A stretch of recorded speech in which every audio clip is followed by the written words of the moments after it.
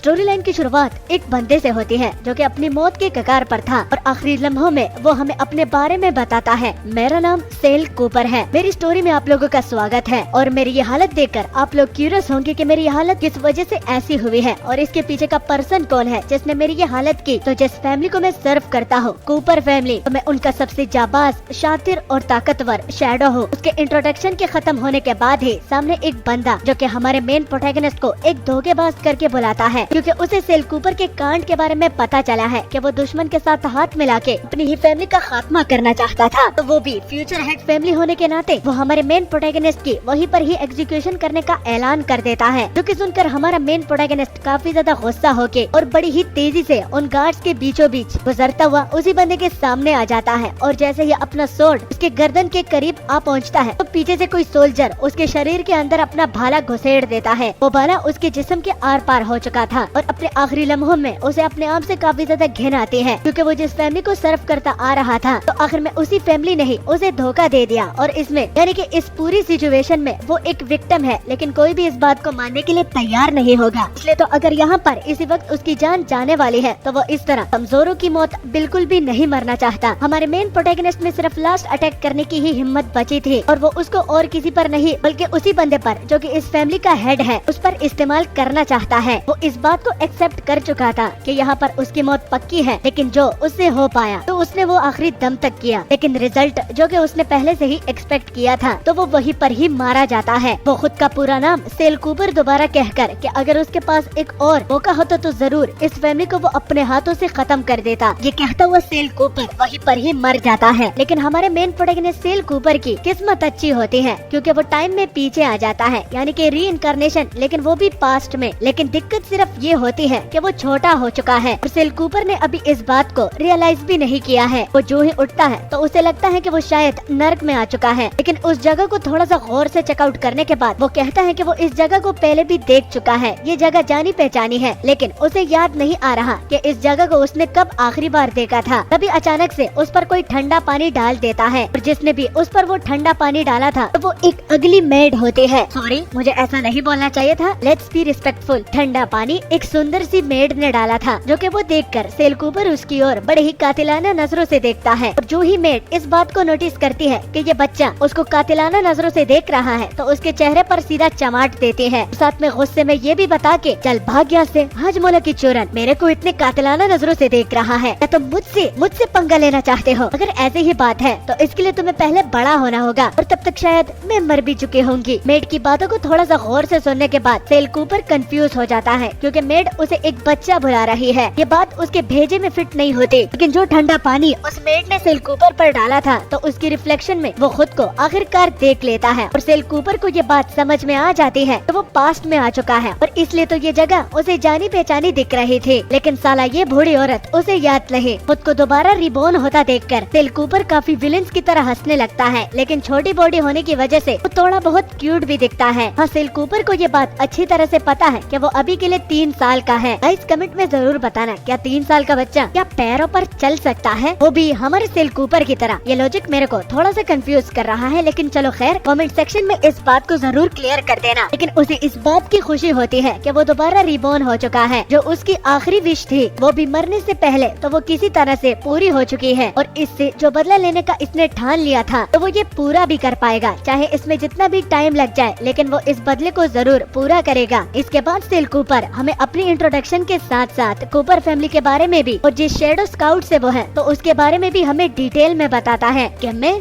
Cell Cooper, मुझे बचपन से ही काफी ज्यादा बुली किया गया था और इसका रीजन शायद आप लोग जानकर काफी ज्यादा हैरान हो जाओ, क्योंकि मुझे इसलिए बुली किया जा रहा था क्योंकि मैं एक नाजायज औलाद था। एक नाजायज औलाद होने की वजह से मुझे काफी ज्यादा लोग बुली करते थे, लेकिन मैंने उनका डट कर मुकाबला किया। मैं अपनी फैमिली को ये साबित करवाना चाहता था कि वो उसे सीरियसली ले ले। ये बात बिल्कुल भी ठीक नहीं है कि अगर एक बंदा नाजायज औलाद होता है तो उसे फैमिली हार्शली ट्रीट करेगी। इसलिए तो खुद को साबित करने के लिए मैंने शैडो स्काउट को ज्वाइन किया। वहाँ पर नर्क जैसी ट्रेनिंग से मैं गुजरा, लेकिन आखिरकार मैं उन शैडोज में सबसे ज्यादा ताकतवर बन गया। शैडोज एक ऐसी स्काउट है जहाँ पर हमसे बहुत बुरे और गिरे काम करवाए जाते हैं, लेकिन उसके बदले कूपर फैमिली शैडो स्काउट को बहुत ज्यादा पैसों से नवाजती भी थी, इसलिए जो भी शैडो स्काउट को ज्वाइन करता तो उसका गोल सिर्फ पैसा ही था। लेकिन मेरी बात अलग थी, क्योंकि मैं अपनी फैमिली के लिए कुछ करना चाहता था और मैं तो खुद फैमिली हेड भी बनना चाहता था, लेकिन इन लोगों ने मुझे मौका ही नहीं दिया। और जब आखिरकार मुझे इस बात को एक्सेप्ट करना पड़ा तो मैंने फैमिली के लिए सर्व करना शुरू कर दिया। मैं बहुत सारी जंगों को जीता हूँ, यहाँ तक कि मैंने पूरे एक शहर को भी पूरी तरह से अकेले डोमिनेट भी किया है। और मैंने जिंदगी में जितनी लाशें बिछाई है तो शायद से वो किसी ने बिछाई होगी। और आखिर में मैं इतना स्ट्रॉन्ग बन गया कि जो भी मिशन मुझे दिया जाता तो सक्सेस रेट 100% ही होता। शैडोज में ज्वाइन करने के बाद और सबसे स्ट्रॉन्गेस्ट शैडो बनने के बाद मुझे लगा था कि सब लोग मुझे सम्मान से ग्रीट करेंगे और मेरे लोग इज्जत करने लगेंगे, लेकिन मुझे शायद इतना हाईली नहीं सोचना चाहिए था, क्योंकि सब का सब उल्टा ही हो रहा था। और उसमें एक्यूजेशन, एलिगेशन, धोखा, जितनी भी बातें मैं कहूँ तो उतनी कम है। सम्मान की बजाय मुझे लोग नीचे गिराने की कोशिश करते। और बात तो तब बदल गई जब मेरे अपनी फैमिली मेंबर्स ने ही मुझ पर एलिगेशन लगा दिए, जिससे मैंने अपनी जान खो दी। और साथ ही साथ आखिरी पलों में मुझे एक बात एलन के बारे में भी पता चली थी। एलन इस बंदे का नाम है जो कि फैमिली हेड है, कि उसने बचपन से ही मुझ पर एक स्पेल कास्ट की थी। उस स्पेल का नाम शैडो ओथ था। अगर उस पर ब्रीफली सी बात की जाए तो हमारा मेन प्रोटैगनिस्ट बताता है कि मैं पूरी जिंदगी अपनी ट्रेनिंग करता आ रहा हूँ, लेकिन एलन को मैंने कभी भी नहीं देखा कि वो ट्रेनिंग करता हो, लेकिन फिर भी वो स्ट्रेंथ के मामले में मुझसे काफी ज्यादा स्ट्रॉन्ग था। तो क्या सरप्राइज की बात बताऊं, यही शैडो ओथ, इसी वजह से एलन इतना ज्यादा स्ट्रॉन्ग बन गया, क्योंकि ये एक कंडक्टर की तरह काम करता है। क्योंकि ट्रेनिंग सारी की सारी सेल कूपर कर रहा था, लेकिन उसका सारा फल एलन लेकर जा रहा था। और ये बात पता लगने के बाद कि उसे बचपन से ही टारगेट किया गया था, इसलिए तो आखिरी लम्हों में सेंट कूपर ने जब अपने आप को बेबस पाया तो उसने बिना सोचे समझे एलन पर अटैक कर दिया। लेकिन जैसे कि ये एक स्पेल कंडक्टर की तरह काम करती आ रही थी, तो मेरी सारी की सारी स्ट्रेंथ वो ले गया और मेरे अटैक से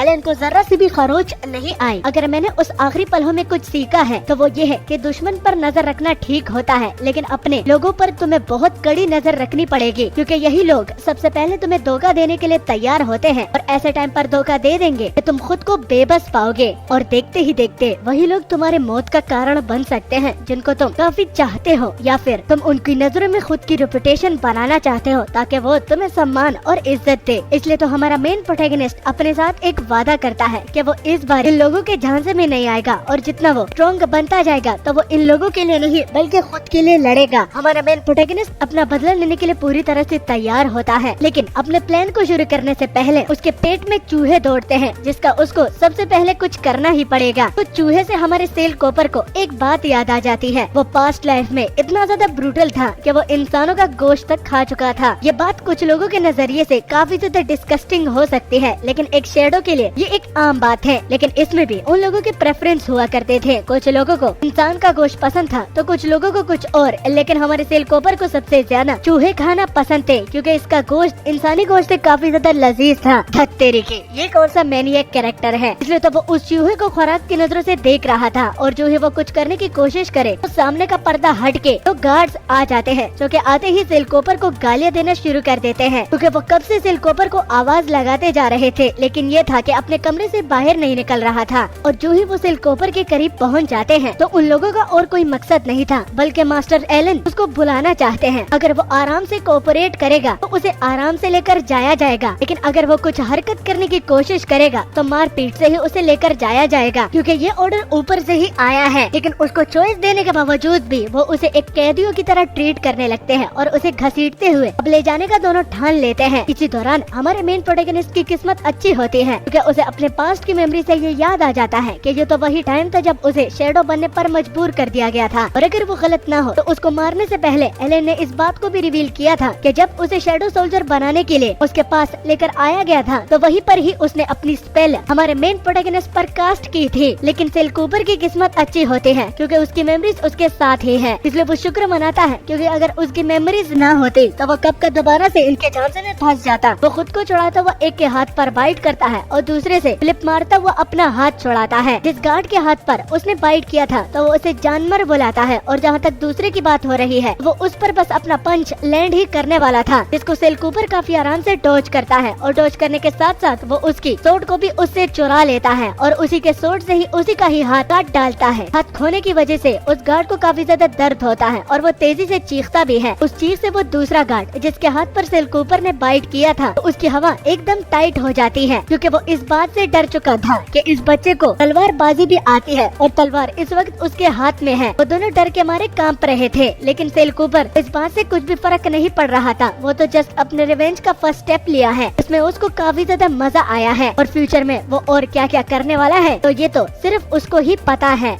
चलो थोड़ा सा शैडो ओथ के बारे में जानते हैं। वही स्पेल जो कि एलन ने हमारे मेन प्रोटैगनिस्ट पर बचपन से ही कास्ट कर दी थी और उसका एलन को काफी भरपूर फायदा भी हुआ था। तो आखिर शैडो ओथ क्या होती है? एक ऐसी स्पेल जिसमें जो मास्टर होता है यानी कि जो कास्ट करने वाला है तो वो एक बंदे को चुनता है। उस बंदे को चुनने के बाद उसे एहसास नहीं होगा कि उस पर किसी ने स्पेल कास्ट की है। यही इसकी खासियत है कि इसका पता हर कोई नहीं लगा सकता। अब इसमें मास्टर यानी कि कास्ट करने वाले को क्या क्या फायदा हो सकता है? कास्टर जिस पर भी ये स्पेल कास्ट करता है तो वो अगला वाला बंदा जो कि स्पेल की गिरफ्त में पड़ चुका है तो वो एक टाइप से उसका पपेट बन जाता है। वो उसे कंट्रोल तो नहीं कर सकता, लेकिन मास्टर को अगर कोई चोट लगती है तो उस चोट का दर्द भी उस पपेट को होता है और अगर वो कुछ गेन करता है तो पपेट को कुछ भी फायदा नहीं होता। लेकिन अगर अगली ओर कुछ पपेट गेन करता है, अगर वो स्ट्रेंथ हो या नॉलेज हो तो वो सारा का सारा मास्टर के पास चला जाता है और अगर पपेट को चोट लग जाती है तो वो दर्द मास्टर को ट्रांसफर नहीं होता। ये स्पेल काफी ज्यादा ब्रूटल है क्योंकि इससे एक पूरी लाइफ बर्बाद हो सकती है। इसलिए तो बहुत सालों से गवर्नमेंट ने इसको बैन कर दिया था और इसके रिलेटेड यानी कि शैडो ओथ के रिलेटेड जितनी भी किताबें थी उन सबको जला के राख बना दी ताकि कोई कभी भी इस तरह की स्पेल अपनी जिंदगी में भी किसी पर इस्तेमाल ना करे।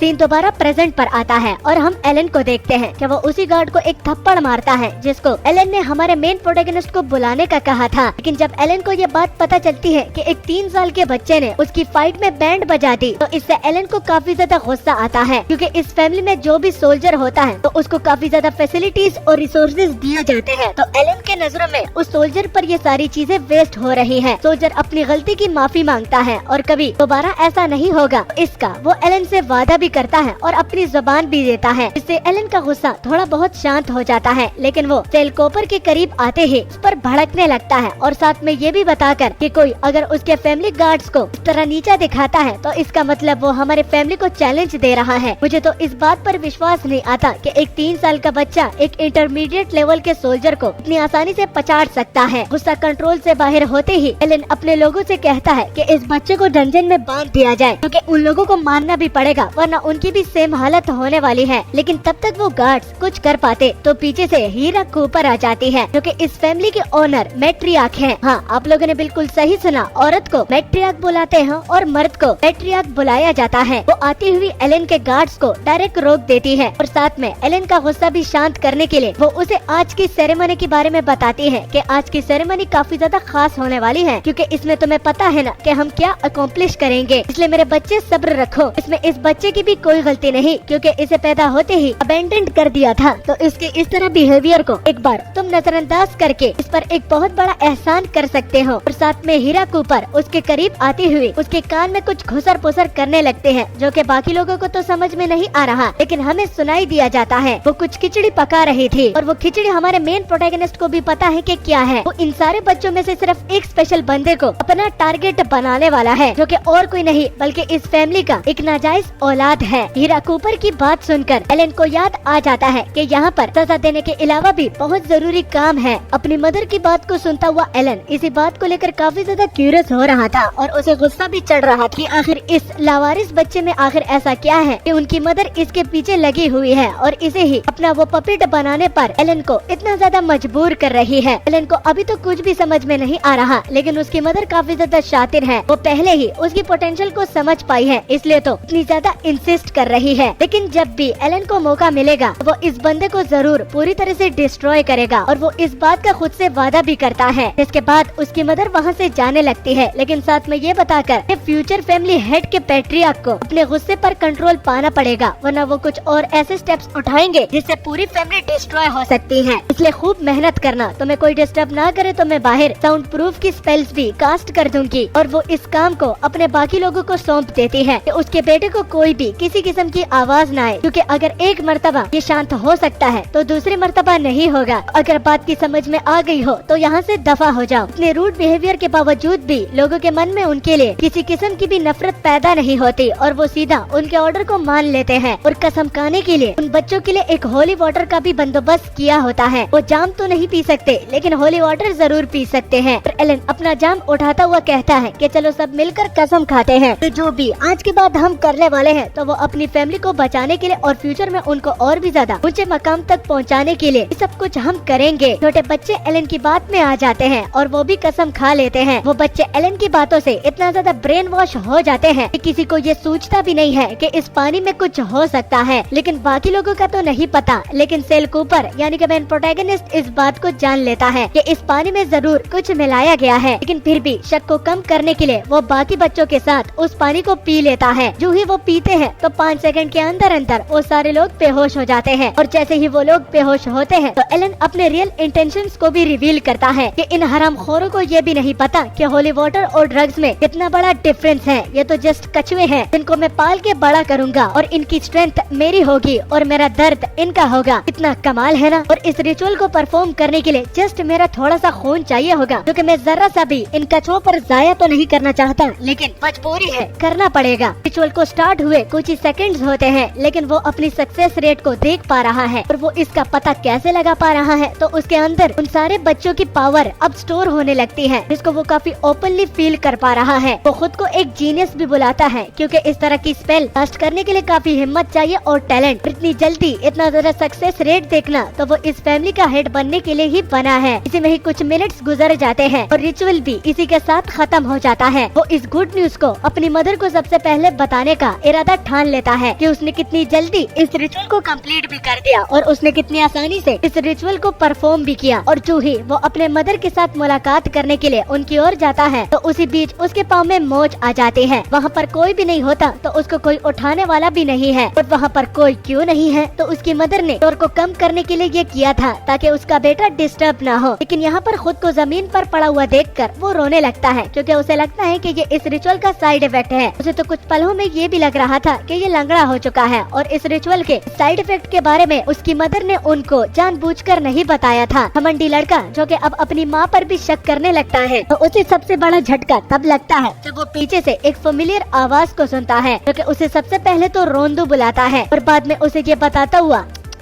तुम्हारा तो कुछ भी नहीं हो सकता, चाहे तुम कितने भी बड़े क्यों ना हो जाओ लेकिन तुम अपनी माँ के पीछे ही छिपे रहोगे। लगता है कि मामा बॉय खुद उठ नहीं सकता। उठना, तुम तो खुद को काफी ज्यादा जीनियस समझ रहा था, अब क्या हुआ, निकल गई हवा। खैर, तुम जैसे लोगों को जमीन पर ही पड़ा रहना चाहिए क्योंकि यही तुम लोगों की असली औकात है। और सेल कूपर एलन को ये बात भी क्लियर करता हुआ कि उसकी मदर ने उसको डिस्टर्ब करना नहीं चाहा और किसी और को भी उसको डिस्टर्ब करने से रोकने के लिए उसने एक साउंड प्रूफ स्पेल कास्ट किया है जिससे चाहे वो यहाँ पर जमीन पर रेंगता हुआ जितना भी चिल्लाए तो किसी को भी उसकी आवाज सुनाई नहीं देगी और वो गला फाड़ फाड़ के अपनी माँ को आवाज दे सकता है। लेकिन अगेन ये सारी चीजें उसका वेस्ट ऑफ टाइम होने वाली है और उसको एडिशनली डराने के लिए वो ये भी बोलता है कि एक बारी तुम इसके बारे में खुद सोचो कि यहाँ पर कोई भी आवाज तुम्हारी नहीं सुनने वाला, तो अगर यहाँ पर मैं जो कुछ भी करने वाला हूँ तो इसका मतलब तुम्हारी आवाज, तुम्हारी चीखें किसी के पास भी नहीं पहुँचने वाली। तो क्या तुम तैयार हो अपनी सजा को भुगतने के लिए? तो ही एलन पीछे मुड़कर देखता है तो सेल कूपर को देखने के बाद उसके होश उड़ जाते हैं। वो डर भी जाता है क्योंकि एलन हमारे मेन प्रोटैगनिस्ट के हाथ में एक तलवार भी पाता है जो कि वही तलवार थी जो कि उस गार्ड ने उससे छीन ली थी, लेकिन उसको इस रिचुअल के दरमियान भी छिपाया हुआ था। एलन हिचकिचाते हुए सेल कूपर से पूछता है उस पर ड्रग ने असर क्यों नहीं दिखाया, शैडो ओथ ने उस पर काम क्यों नहीं किया, क्या वो इस ओथ के बारे में पहले से ही जानता था और अगर जानता था तो उसको ये इन्फॉर्मेशन किसने प्रोवाइड की? और एज वी एक्सपेक्टेड इस सवाल का जवाब सेल कूपर नहीं देने वाला। वो कहता है कि चलो बातें करने से अच्छा मैं तुम्हें एक्शन करके दिखाऊं कि मैं इसके अलावा और क्या क्या जान सकता हूँ। तुम जस्ट ये सोच रहे होगे कि मेरे दिमाग में सब कुछ पड़ा हुआ है, लेकिन उसे प्रैक्टिकली परफॉर्म करता हुआ देखकर मैं तुम्हारे रिएक्शन को देखना चाहता हूँ कि तुम उस मंजर को देखने के बाद कैसा रिएक्ट करोगे। जो ही सेल कूपर अपनी बात को खत्म करता है वो एलन को मजा चकाने के लिए और उसके होश को और भी ज्यादा उड़ाने के लिए उस शैडो ओथ को रिवर्स करने लगता है, यानी कि उसका उल्टा असर अब उसमें सेल कूपर ही ऑनर होगा जाएगा और पपेट एलन बनेगा। रिवर्स करने के लिए हमारा सेल कूपर काफी ज्यादा जोर लगाता है। प्रोसेस के बीच उसकी बॉडी से काफी ज्यादा माना भी निकल रही होती है। कुछ ही सेकंड्स में वो स्पेल रिवर्स होना शुरू हो जाती है और एलन को ये फील भी होता है कि उसका दिल दर्द करने लगा है और धीरे धीरे वो दर्द काफी ज्यादा होता जा रहा था। इससे आखिर में एलन काफी तेज चीख लगाता है और कहता है कि जो भी वो कर रहा है तो इसी वक्त रोक दे। वो इस दर्द को बर्दाश्त नहीं कर सकता और अगर ऐसा ही चलता रहा तो वो जल्द ही इस रिचुअल के बीच में मारा जाएगा। लेकिन सेल कूपर है कि रुकने का नाम ही नहीं ले रहा। वो उसे ये बात के भेजे में फिट करने के लिए बताता है कि पास्ट लाइफ में तुमने मेरे साथ सेम किया था और तुम्हें पता है कि मैंने प्राइस क्या भुगता, तो तुमने मेरी जान ली थी। हो सकता है कि तुम्हें ये बातें याद ना हो, लेकिन मुझे ये अच्छी तरह से याद है, तो इसलिए मैं यहाँ पर तुम पर किसी किस्म की भी रहम नहीं दिखाने वाला। और अगर तुम पूछ रहे हो कि मैं तुम्हारे साथ क्या कर रहा हूँ, तो मैं जस्ट उस कर्ज को चुका रहा हूँ जो कि पास्ट में तुमने मुझे दिया था। कर्ज से सेल कूपर का मतलब वो स्पेल, और सेल कूपर अपनी पावर को इतना ज्यादा इस्तेमाल करता है कि बाहर जो स्पेल एलन की मदर ने लगाया हुआ था तो वो टूट जाता है। टूट नहीं बल्कि चकनाचूर हो जाता है। इस बात को बाकी गार्ड्स भी नोटिस कर लेते हैं और वहाँ पर उसकी मदर भी खड़ी थी। तो बिना किसी टाइम वेस्ट किए गार्ड्स उसे ये इन्फो देते हैं कि बैरियर टूट चुका है। लगता है कि मास्टर एलन बहुत जल्दी ही फारिग हो चुके हैं। लेकिन जहाँ तक उसके मदर की रिएक्शन की बात हो रही है, तो उन्हें घबराहट सी फील हो रही थी। उन्हें लग रहा था कि कुछ न कुछ तो गड़बड़ हो रही है, क्योंकि है तो वो एक मैच्योर औरत, वो खतरे को पहले से ही समझ जाती है।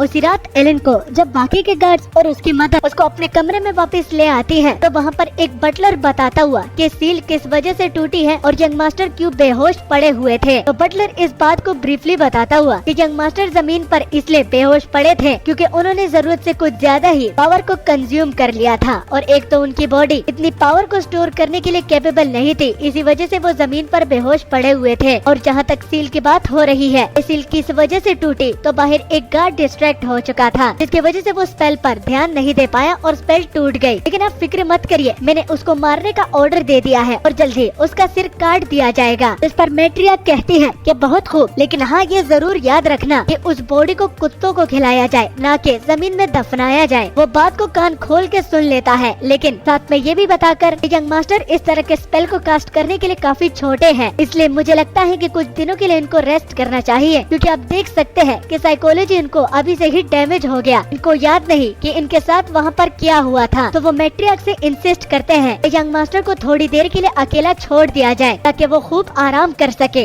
एलन काफी ज्यादा खोया खोया नजर आ रहा था और इसके पीछे का रीजन भी एलन से हमें पता चलता है कि उसे जरूर वहाँ पर उस हाल में कुछ हुआ था, लेकिन किसी वजह से उसे ये याद नहीं आ रहा कि उसके साथ अंदर क्या हुआ था। वो जितना भी चाहे जोर लगा ले, लेकिन उसे कुछ भी याद नहीं आ रहा। तो अपने बेटे को इतना ज्यादा परेशान होता देखकर उनकी मदर उसके माथे पर हाथ रखे कि ज्यादा टेंशन लेने की जरूरत नहीं, क्योंकि तुम फ्यूचर हेड हो, तुम्हें घबराने की जरूरत नहीं। तो ये बात सुनकर एलन अपनी मदर का हाथ दूर करता है और कहता है कि आप ये कैसे कह सकते हैं कि मुझे घबराने की जरूरत नहीं। और साथ में आपने ये भी बताया कि टेंशन भी नहीं लेना चाहिए, कि आपको याद नहीं कि मैं कौन हूँ, मैं इस फैमिली का फ्यूचर हेड हूँ। मुझे घबराना और टेंशन लेना शोभा नहीं देता। और जहाँ तक उन शैडोज की बात है, तो वो तो मेरे मरने के लिए ही पैदा हुए थे। दोबारा मैं आपके मुँह से इस तरह की बकवास ना सुनो। अपने बेटे को इतना रूडली बात करते हुए देखकर अगर ये मेरी मदर होती तो कब का मुझे तवे पे बिठा देती। लेकिन यहाँ पर तो उनकी मदर उसको गले लगाती है और कहती है कि तुम वाकई में मेरे बेटे हो, तुम्हारी आदतें बिल्कुल मेरी जैसी हैं। और अब मुझे ये बताना कि मैं अपने ब्रेव बेटे के लिए क्या रिवॉर्ड के तौर पर रखूं, क्योंकि मैं तुम्हें एक तोहफा देना चाहती हूँ। इस पर जवाब देता हुआ एलन, मदर सब माओ में से बेस्ट है, मुझे उनके अलावा और किसी चीज की जरूरत नहीं, जस्ट वो उनके साथ ही रहे तो यही उसको चाहिए। और हमारा मेन प्रोटैगनिस्ट जो कि इस माँ और बेटे की बकबक को कब से सुन रहा था और नजर रखे हुआ था, तो वो भी इन दोनों के बॉन्ड को एडमायर करता है। कि वाकई में इन दोनों का बॉन्ड मैंने दुनिया में और पूरी अपनी जिंदगी में भी नहीं देखा। लेकिन खैर, इन दोनों के बॉन्ड को मैं वैसे भी तोड़ना नहीं चाहता, क्योंकि ये मेरा गोल नहीं है, बल्कि जो मेरा गोल था वो मैंने अचीव कर लिया है। क्योंकि पास्ट में मैं एलन का शेडो था, लेकिन आज एलन मेरा शेडो बना है। और अब आज के बाद मैं जो भी करूँगा तो उसका दर्द उसे मिलेगा, और जो वो गेन करेगा तो उसका एक्सपीरियंस और स्ट्रेंथ बल्कि मेरे पास आएगा। पपेट उसके लिए एक खिलौना है जिसके साथ वो जी भर के खेल सकता है और उससे फायदा उठा सकता है। इसी बीच वो हमें अपने पास्ट लाइफ के बारे में भी बताता है कि आखिर उसे इस शेडो ओथ के बारे में कैसे पता चला। तो एक तो हमें सेल कूपर से ये पता है कि उसे एलन से पता चला था, क्योंकि उसने खुद आखिरी लम्हों में इस बात को एक्सेप्ट कर लिया था कि उसी ने ही बचपन से ही उस पर वो स्पेल कास्ट की थी। लेकिन एक जगह पर और उसने ये बात हमें नहीं बताई, जिसमें सेल कूपर को ये शेडो ओथ की किताब मिली थी और उसे पहली नजर में देखते ही सेल कूपर में क्यूरोसिटी जाग उठी और उसने उस सारे किताब को पढ़ लिया था। उसे पता चल चुका था कि ये शैडो ओथ आखिर किस तरह इस्तेमाल की जाती है और इसे कैसे रिवर्स भी कर सकते हैं। और खुद के लिए इसको पूरा पढ़ने के बाद ये किताब सेल कूपर ने इसे एलन के हवाले कर दी और वो चौकन्ना भी हो गया था क्योंकि उसे स्पेल के झांसे में नहीं पढ़ना था। लेकिन उसकी ये गलती थी कि वो रियलाइज ही नहीं कर पाया कि बचपन से ही वो इस झांसे में फंस चुका है और उसे इस बात का पता भी नहीं चला। उसके साथ इंफॉर्मेशन तो थी लेकिन मौका नहीं था और अब इंफॉर्मेशन और मौका दोनों है, इसलिए तो वो सक्सेसफुली एलन को अपना शैडो बना लेता है। अभी के लिए सेल कूपर को भी ये बात अच्छी तरह से पता है कि वो इतना स्ट्रॉन्ग नहीं और अगर वो स्ट्रॉन्ग बन भी जाता है तो उसकी बॉडी पावर को कंट्रोल नहीं कर पाएगी। तो उसे ठीक वक्त आने का इंतजार करना होगा जहाँ पर वो स्ट्रॉन्ग भी हो जाए और अपना बदला भी ले पाए। अगला सीन वोल्केनिक माउंटेन का होता है जहाँ पर नेक्स्ट टेस्ट का इंतजाम किया गया था और वो टेस्ट और किसी का नहीं बल्कि शैडो सोल्जर का ही लिया जा रहा था जो कि काफी ब्रूटल था। और उसके बारे में हमें पता चलता है कि ये वोल्केनिक माउंटेन अपनी स्टोरी के लिए काफी ज्यादा फेमस है। स्टोरी की शुरुआत एक आदमी प्रॉमीथियस से शुरू होती है जिसने इंसानियत के लिए खुद को सेक्रीफाइस बना दिया और इंसानियत की मदद करने के लिए उसने मशाल मौत के घाट से उठाकर अपने चाहने वालों को दे दी। लेकिन खुद वो इस माउंटेन के क्रूल पनिशमेंट से ना बच पाया क्योंकि बाद में प्रॉमीथियस को सजा सुनाई दी गई और उसे दिन और रात ईगल के पंजों का मजा चखाया जा रहा था। इसी बैटल ग्राउंड में इन शेडोज का टेस्ट सेट किया गया है जहाँ पर शेडोज को सरवाइव करना होगा, वो भी इस खूनख्वार माउंटेन में। और इस टेस्ट को जो भी सरवाइव कर लेता है तो ये टेस्ट वहाँ पर खत्म नहीं होता क्योंकि ऊपर टॉप पर जाने के लिए उसे और भी मुसीबत फेस करने का सामना करना पड़ेगा। और जो ही वो टॉप पर पहुँच जाए तो ऊपर एक ग्रिफिन उसे नजर आएगा जो कि उसे मार भी सकता है, लेकिन कैसे करके भी उस एक बंदे को जो कि टॉप पर पहुँच चुका है तो उसे कन्विंस करके उसे ग्रिफिन की ब्लेसिंग लेनी पड़ेगी। और ब्लेसिंग का ये फायदा उसे मिलेगा कि चाहे उसे जितना भी काट लिया जाए और बाकी ईगल इसे चोंच ही क्यों ना मारे लेकिन इसे दर्द बिल्कुल भी नहीं होगा। इसके बाद सीन सेल कूपर के टेस्ट पर आता है जहाँ पर हम एक शेडो ट्रेनर को देखते हैं जिसने सारे बच्चों को लाइन में खड़ा किया होता है और उन्हें इस गेम के रूल्स और रेगुलेशन बता रहे होते हैं कि बच्चों आपको तो अच्छी तरह से पता होगा कि यहाँ पर आपको क्यों लाया गया है। ये आपके फ्यूचर को बेहतर बनाने के लिए एक टेस्ट लिया जा रहा है जिसमें आप लोगों को जैसे तैसे करके भी माउंटेन के टॉप पर पहुँचना होगा। और हाँ, जो भी इस टेस्ट के बीच में हार मान लेता है तो 3 दिनों के बाद उसे एग्जीक्यूट खुद ही कर दिया जाएगा, बच निकलने का कोई भी रास्ता नहीं। तो इसलिए अगर आप रूल्स और रेगुलेशन पर समझ गए हो तो चलो जल्दी से आगे बढ़ो। और ये कहता वो सीटी बजाता है जिसको बजाते ही सारे बच्चे दौड़ने लगते हैं और उनके चेहरों पर साफ डर खौफ हम देख पा रहे हैं कि उन बच्चों को इस टेस्ट से कितना ज्यादा डर लग रहा है। तभी इसी बीच सोल्जर ट्रेनर की नजर हमारे मेन प्रोटैगनिस्ट पर पड़ती है जो कि बाकी बच्चों के मुकाबले में काफी ज्यादा काम था और वो गुनगुनाते हुए अलग रास्ते से भी जाने का ठान लेता है। बाकी के बच्चे ठीक रास्ते से जा रहे थे लेकिन हमारा सेल कूपर बहुत खतरनाक रास्ते को चुनता है क्योंकि जिस रास्ते से वो जा रहा था तो उसको पैरों से तो नहीं लेकिन हाथों से जरूर, और वो भी चढ़ के क्लियर किया जा सकता था। हमारे मेन प्रोटैगनिस्ट को वो दोनों सोल्जर रिकॉग्नाइज कर लेते हैं कि ये तो वो नाजायज बच्चा है जिसने इस टेस्ट से पहले यंग मास्टर को काफी ज्यादा निराश किया था। वो ये देखकर जोर जोर से हंसने लगते हैं कि ये मुश्किल रास्ते को चुन रहा है। शुरू करने से पहले ही उसे अंडर एस्टिमेट किया जा रहा था, यहाँ तक कि वो कब्र बनाने का भी ठान लेते हैं। लेकिन शेडो ट्रेनर अजीब सी स्माइल देता हुआ कि अभी नहीं, अभी तो पिक्चर बाकी है क्योंकि उस बंदे का बाहर आने का टाइम जो हो गया है। तभी हम एक बहुत बड़े पंछी को देखते हैं, वो और कोई नहीं बल्कि ग्रिफिन था जिसको देखकर बाकी बच्चे घबरा जाते हैं और उन्हें देखकर उनके भेजे में एक बात तो क्लियर हो चुकी थी कि ये कोई आम पंछी नहीं बल्कि एक मॉन्स्टर है। और कुछ ही सेकंड्स में ग्रिफिन उन सारे बच्चों को मार डालता है। कुछ देर के बाद वहाँ पर हमारा सेल कूपर भी पहुँच जाता है जो कि अपने सामने बहुत सारी लाशें पाता है। लेकिन अभी भी सेल कूपर की किस्मत अच्छी होती है क्योंकि ग्रिफिन ने उसे अभी तक नहीं देखा। लेकिन पीछे से वही हरामखोर ट्रेनर अपने तीर कमान की मदद से उस ग्रिफिन पर अटैक कर देता है। वो ये सब कुछ इसलिए कर रहा था क्योंकि उस ट्रेनर को पता था कि इसको मारने पर भी फैमिली हेड इन्हें कुछ भी नहीं कहेंगे और वो जस्ट थोड़ी देर के लिए सेल कूपर के साथ खेलना चाहता है। वो तीर हमारे मेन प्रोटैगनिस्ट के लिए नहीं था बल्कि उस ग्रिफिन की अटेंशन सेल कूपर की ओर लाने का था। उस एरो को वो ग्रिफिन तो डॉज कर लेता है लेकिन वो जब देखता है कि किसने फेंका है तो सामने वो गार्ड्स नहीं लेकिन सेल कूपर उसे जरूर नजर आता है। वो उस पर पलक झपकते ही अटैक कर देता है जिसको हमारा मेन प्रोटैगनिस्ट काफी आसानी से डॉज करके उसके ऊपर चढ़ जाता है और साथ में ये इन्फो भी बता के कि अगर इस टेस्ट को जल्दी पार करना है और ग्रिफिन की ब्लेसिंग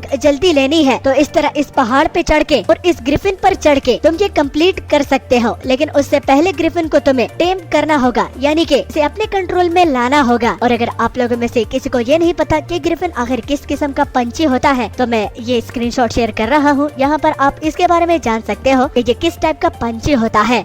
हमारा मेन प्रोटैगनिस्ट सेल कूपर उस ग्रिफिन के सीधा सर को टारगेट करता है और उस पर अटैक करने के बाद वो ग्रिफिन को अपने अटैक से काफी ज्यादा घायल भी कर देता है और वो दर्द से चिल्लाता भी है और साथ ही साथ उसे नीचे वापस उतरते ही सेल कूपर हमें ये भी बताता है कि एक ग्रिफिन मॉन्स्टर इतना ज्यादा घमंडी होता है कि उसे हार मानना वो भी इतनी आसानी से पसंद नहीं होता। उसकी इंटेलिजेंस बिल्कुल इंसानों की तरह है, जैसे कि इंसान ताकतवर होने की वजह से काफी ज्यादा एरोगेंट होता है, तो एक इंसान और ग्रिफिन में कोई भी फर्क नहीं। अगर उन दोनों के बीच घमंड की बात की जाए तो पर सेल कूपर को तो इस ग्रिफिन को टेम करना है, यानी कि अपने कंट्रोल में लाना है। तो इसके पूरे एरोगेंस को तोड़ने के लिए सेल कूपर को इस ग्रिफिन के एरोगेंस को पूरी तरह से क्रश करना होगा और इसके लिए सेल कूपर के साथ काफी अच्छा प्लान भी है, लेकिन उसे समझ में नहीं आ रहा कि वो कहां से स्टार्ट करे। ये कहता हुआ सेल कूपर उस पर दोबारा स्लैश लगाता है, लेकिन इस वाले अटैक को वो ग्रिफिन काफी आसानी से डॉज कर लेता है क्योंकि उसकी इंटेलिजेंस बिल्कुल इंसानों की तरह है। ग्रिफिन खुद को तो उसके अटैक से बचा लेता है, लेकिन जो है वो डॉज करता है तो अपना अटैक सेल कूपर पर लॉन्च करने के लिए तैयार करता है और कुछ ही सेकंडों में वो हमारे सेल कूपर पर भी अपनी एबिलिटी से अटैक करता है। इस वाले अटैक को डॉज करने के लिए सेल कूपर के पास टाइम नहीं होता, इसलिए तो वो उस अटैक के प्रेशर से पीछे धकेला जाता है और छोटी बॉडी होने की वजह से वो हवा में मानो उड़ने लगता है। लेकिन यही तो उसकी डिसएडवांटेज है क्योंकि उड़ता उड़ता वो खाई से गिरने वाला था, लेकिन जैसे तैसे करके भी और उसकी किस्मत ने उसका साथ दिया, इसलिए तो वो उस खाई के एज को पकड़ लेता है और वो बड़ी मुश्किलों से अपने आप को बचा लेता है। वापिस दोबारा चढ़कर उसे ये बात तो समझ में आ गई है कि उसके साथ अपनी पास्ट की मेमोरीज है और उस पास्ट की मेमोरीज में उसके साथ काफी ज्यादा तलवारबाजी के टेक्निक्स भी हैं, लेकिन उसकी बॉडी अभी के लिए छोटी है, इसलिए तो नॉलेज होने की वजह से वो यहाँ पर सुपीरियर नहीं है। लेकिन अगर उसकी पास्ट की बॉडी होती तो यहाँ पर वो इस फाइट को कब का खत्म कर चुका होता। सो इट डजंट मैटर कि उसके साथ जितनी भी तलवारबाजी की टेक्निक्स ही क्यों ना हो, लेकिन अभी के लिए डिसएडवांटेज ये है कि वो छोटा है, वो छोटी बॉडी में है, छोटे से प्रेशर से भी वो पीछे धकेल दिया जाता है और यही डिसएडवांटेज सेल कूपर को ग्रिफिन को पूरी तरह से टेम करने से रोक रही है। इसी बीच सेल कूपर को एक गुफा नजर आती है और उसे लगता है कि अगर वो गुफा तक पहुंच जाता है तो वो कुछ न कुछ तो सोच ही लेगा कि इस ग्रिफिन को कैसे हराना है, क्योंकि छोटी बॉडी और कम वजन होने की वजह से वो उसकी फूंक से ही हवा में उड़ जाता है और अगली ओर ग्रिफिन दोबारा से अटैक करने के लिए तैयार हो रहा था। टाइम पर सेल कूपर की नजर उस अटैक पर पड़ जाती है, इसलिए तो वो उस अटैक को आराम से डॉज कर लेता है। लेकिन ग्रिफिन एक अटैक करने के बाद रुकता नहीं, वो बार बार अटैक करता है और बार बार अटैक करने के लिए उसको दोबारा सांस लेनी पड़ती है क्योंकि ये एक विंड टाइप का अटैक है। लेकिन जब भी वो बार बार सांस लेता है और दोबारा से अटैक करता है तो सेल कूपर इस बात को रियलाइज कर लेता है कि जब भी कि एक अटैक करता है तो दूसरा अटैक उससे ज्यादा भारी और पावरफुल होता है, क्योंकि सेल कूपर ने ग्रिफिन के अटैक के पैटर्न को समझ लिया है कि जब भी ये सांस लेकर दोबारा अटैक करता है तो इसके विंड अटैक का एक लेवल बढ़ जाता है और जब ये लेवल 10 तक पहुंच जाएगा तो सेल कूपर को लगता नहीं कि वो उस अटैक को डॉज कर पाएगा और न ही यहाँ से वापस जिंदा बचकर जा सकता है। अगर एक बार इसका ये अटैक लेवल